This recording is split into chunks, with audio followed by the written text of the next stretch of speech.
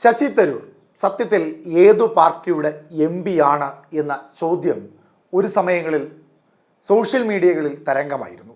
അദ്ദേഹം ഇന്നല്ലെങ്കിൽ നാളെ BJPയിലേക്ക് പോകുമെന്ന് കട്ടായം പറഞ്ഞവർ നിരവധിയാണ്. ഒരുപക്ഷെ കോൺഗ്രസിൽ നിന്ന് തന്നെ അത്തരത്തിലൊരു ആരോപണം ഊതിപ്പെരിപ്പിച്ചെടുത്തുവെന്ന് വേണമെങ്കിൽ പറയാം. ശശി തരൂരിനോട് വ്യക്തിപരമായും അല്ലാതെയും എതിർപ്പുള്ള നിരവധി പേർ കോൺഗ്രസിനുള്ളിലുണ്ട്.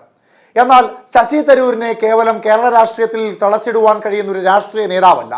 അദ്ദേഹം കേരള രാഷ്ട്രീയത്തിനു മുകളിൽ ഇന്ത്യൻ രാഷ്ട്രീയ ചരിത്രത്തിലെ ശ്രദ്ധേയനായ രാഷ്ട്രീയ നേതാവ് തന്നെയാണ്. സാക്ഷാൽ നരേന്ദ്രമോദിയും ഭയന്ന് സംസാരിക്കുന്ന നേതാക്കന്മാരിൽ ഒരാളാണ് ശശി തരൂർ.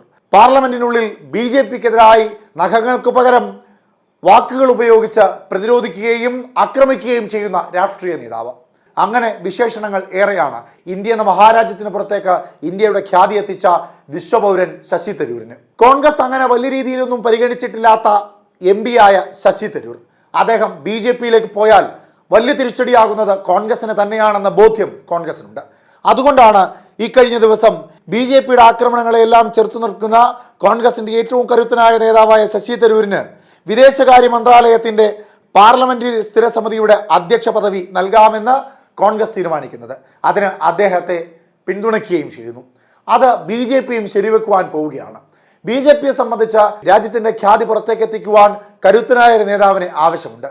അതിന് ശശി തരൂരിനേക്കാൾ വലിയൊരു നേതാവ് ഇല്ല. അതുകൊണ്ട് നിലവിലുള്ള വിദേശകാര്യ മന്ത്രാലയത്തിന്റെ പാർലമെന്ററി സ്ഥിരസമിതിയുടെ അധ്യക്ഷ പദവിയിലേക്ക് BJP എതിർപ്പില്ലാതെ പിന്തുണ നൽകുന്ന നേതാവും ശശി തരൂർ തന്നെയാകും. രാജ്യം ഏകകണ്ഠമായി ഐക്യരാഷ്ട്ര സംഘടനയുടെ സെക്രട്ടറി ജനറൽ സ്ഥാനത്തേക്ക് തരൂരിനെ പിന്തുണയ്ക്കുന്നു എന്ന സൂചനയും കാര്യമായ രീതിയിൽ പരക്കുന്നുണ്ട്. അങ്ങനെ വന്നാൽ കേവലം 17ാം മന്ത്രിസഭയുടെ MP എന്ന രീതിയിൽ മാത്രമല്ലാതെ ശശി തരൂരിന്റെ ഖ്യാതി അതിലും വലുതാകും.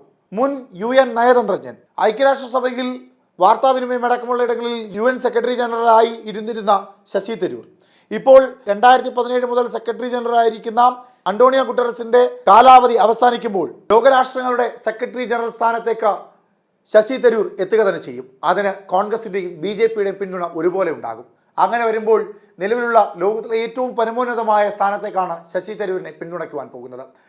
ആ സമയത്ത് BJPക്കും കോൺഗ്രസിനും ഉണ്ടാകുന്ന ഗുണങ്ങൾ നിലവിലത്തെ സാഹചര്യത്തിൽ പാർലമെന്റിലുള്ള ശശി തരൂരിന്റെ ഇടപെടലിൽ വലിയ വ്യത്യാസമുണ്ടാകും. ഒപ്പം കോൺഗ്രസ് കാര്യമായ രീതിയിലുള്ള പിന്തുണയും സ്ഥാനവും നൽകുന്നില്ല ശശി തരൂരിന് എന്ന ചീത്തപ്പേരും മാറിക്കിട്ടും. അതോടുകൂടി ലോകരാഷ്ട്രങ്ങളുടെ മുൻപിൽ കേരളത്തിൻ്റെ മുഖമായി, ഇന്ത്യൻ രാഷ്ട്രത്തിൻ്റെ മുഖമായി, ഇന്ത്യൻ രാഷ്ട്രീയത്തിൻ്റെ മുഖമായി ശശി തരൂർ മാറുക തന്നെ ചെയ്യും.